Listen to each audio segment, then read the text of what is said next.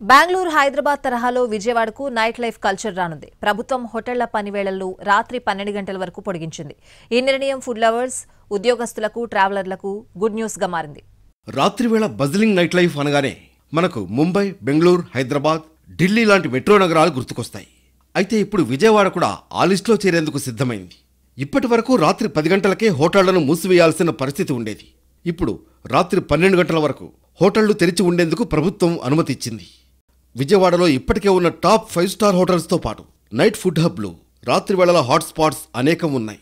Bench circle, Bhavanipuram food streets, Eluru road, MG road, Prakasam barrage, Kanakadurga గుడి లాంటి స్పాట్లున్నాయి. హోటళ్లకు అదనపు టైమింగ్ రావడంతో బెంచ్ సర్కిల్లో లేట్ నైట్ కెఫేలు, టిఫిన్ సెంటర్స్కు రద్దీ పెరిగే అవకాశం ఉంది. ఇప్పటికే విజయవాడలో స్ట్రీట్ ఫుడ్ హబ్గా పేరు తెచ్చుకున్న భవానీపురం రాత్రివేళల్లో మరింత రద్దీగా మారనుంది. దోశ, పొంగనాలు, బజ్జీలు, షవర్మా వంటి లేట్ నైట్ స్నాక్స్ లభించే అవకాశం ఉంది. కొత్త మార్పుతో విజయవాడ నైట్ ఫుడ్ కల్చర్ ప్రత్యేకమైన గుర్తింపును సంపాదించుకోనుంది.